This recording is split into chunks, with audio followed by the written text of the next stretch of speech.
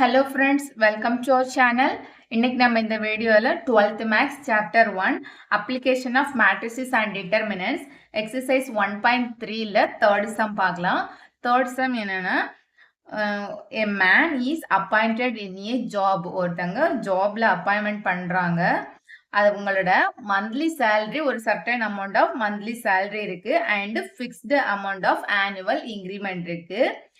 Her salary was 19,800 per month at the end of the first month after 3 years of the service.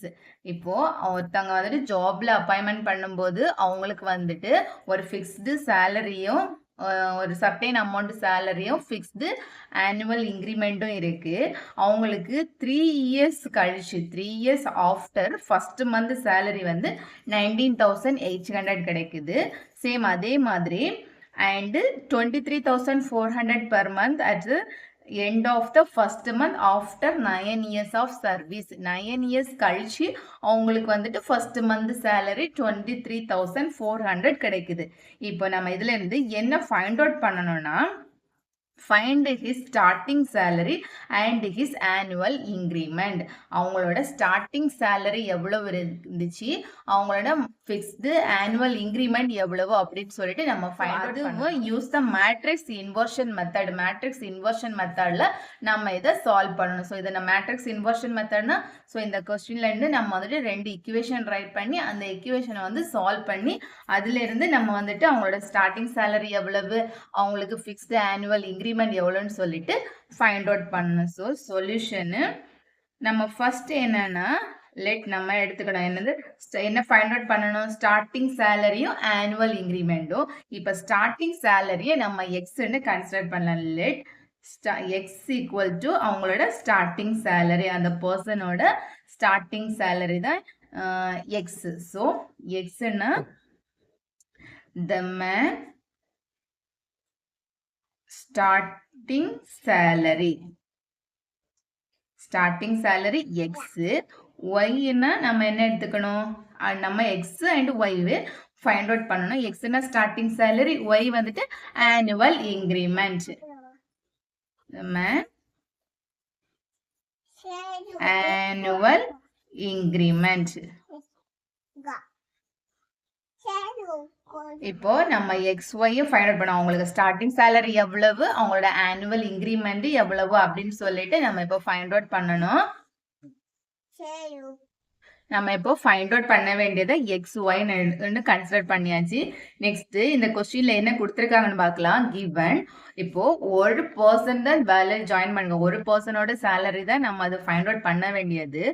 So அப்ப அந்த person ஒரு மேன்ங்கிறத எக்ஸ்ன்னு சொல்லிட்டு எடுக்கணும்.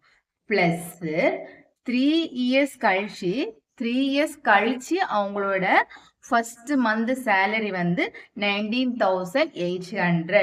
இப்போ 3 years கழிச்சு ஒவ்வொரு வருஷமும் அவங்களுக்கு இன்க்ரிமெண்ட் ஒரு ஃபிக்ஸ்டு அமௌண்ட் இருக்கும்.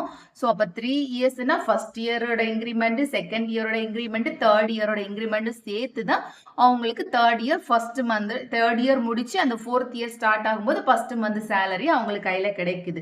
ஸோ அப்போ நம்ம வந்துட்டு 3 yearங்கிறத 3 yearsோட இன்க்ரிமெண்ட் எவ்வளவு அப்படின்னு சொல்லிட்டு நம்மளுக்கு தெரியணும். அதுக்காக 3y ஈக்குவல் டு 3 years கழிச்சு ஃபிக்ஸ்டு சேலரி, ஸ்டார்டிங் சேலரி அவங்களுக்கு ஸ்டார்டிங் சேலரி பிளஸ் 3 yearsோட அவங்களோட இன்க்ரிமெண்ட் சேர்த்து அவங்களுக்கு கிடைக்கிற வேல்யூ அமௌண்ட் எவ்வளவு, 19,800.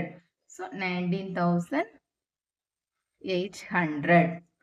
நெக்ஸ்ட் என்ன கொடுத்துருக்குறாங்க, அதே மாதிரி ஒன் பர்சனோட ஒரு 1 month சேலரி தான் அந்த ஸ்டார்டிங் சேலரி பிளஸ் 9 years கழிச்சு அவங்களுக்கு அவங்க கையில கிடைக்கிற salary 23,400.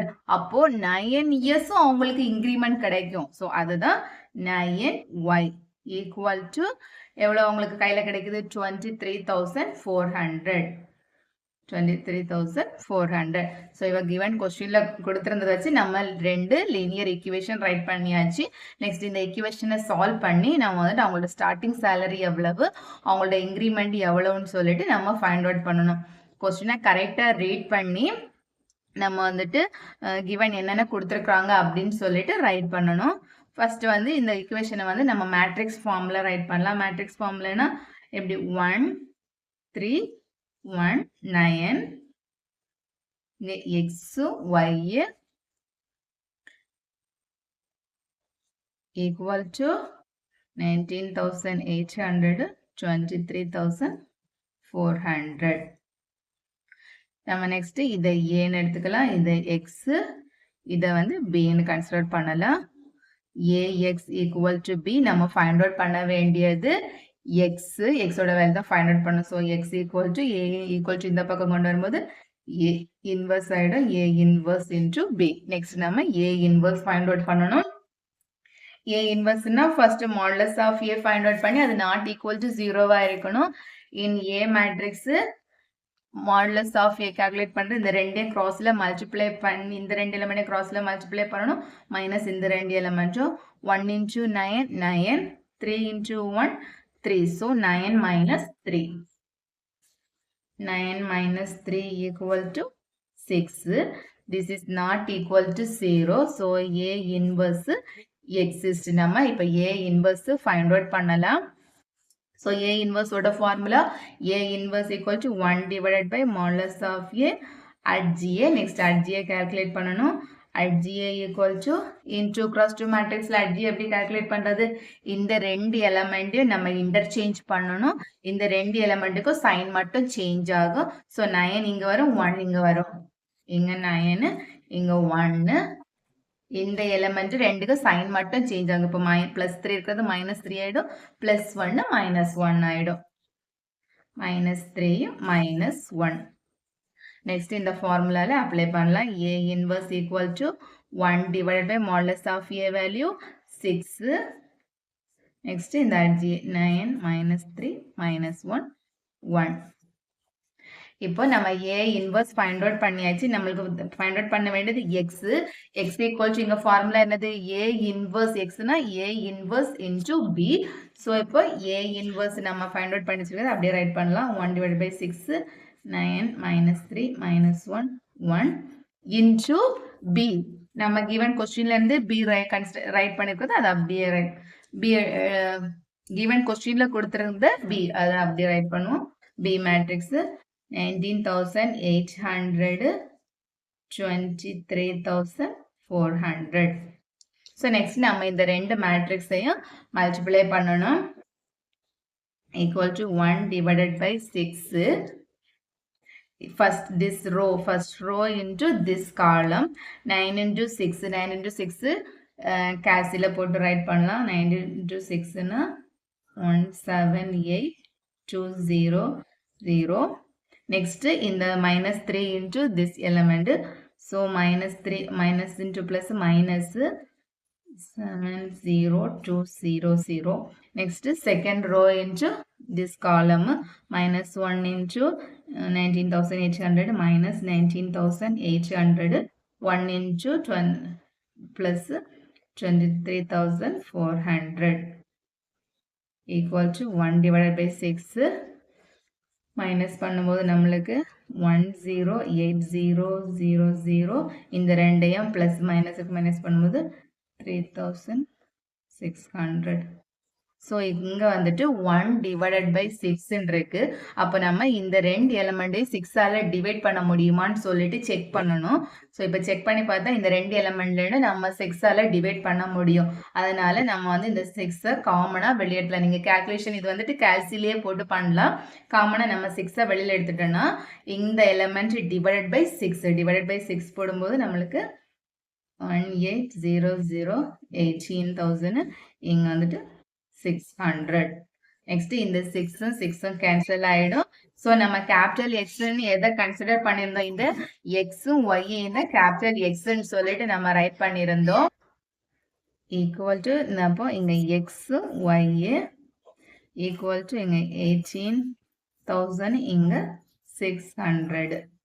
So X equal to இதுலேருந்து X equal to 18,000 y equal to 600. நம்ம இங்க let x ன்னு நம்ம எதை கன்சிடர் பண்ண let x ன்னா a man starting salary. அப்போ அந்த மேனோட ஸ்டார்டிங் salary எவ்வளவுன்னா the man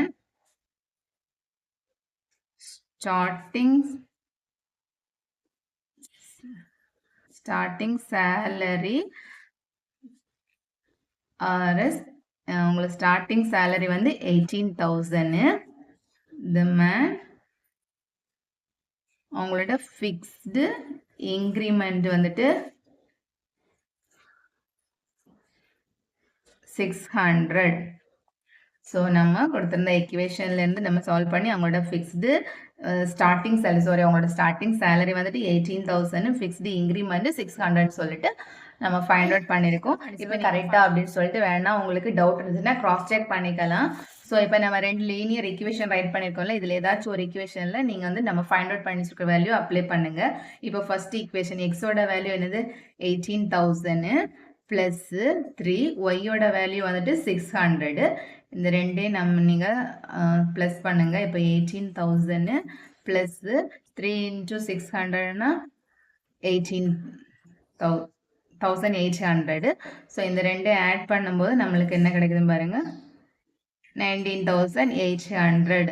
இந்த ஈக்குவல் டு இந்த பக்கம் இருக்கிற வேல்யூ நம்மளுக்கு கிடைச்சிருக்கிறது. இந்த ஃபார்முலா இந்த ரெண்டுல எக்ஸோட ஒய்யோட வேல்யூ நம்ம அப்ளை பண்ணும்போது நம்மளுக்கு 19,800 கிடைச்சிருக்கு. ஸோ அப்போ வந்துட்டு நம்ம ஃபைண்ட் அவுட் பண்ணி வச்சிருக்கிற XY வந்துட்டு கரெக்டான ஆன்சர். இந்த மாதிரி நீங்கள் வேணால் கிராஸ் செக் பண்ணிக்கலாம்.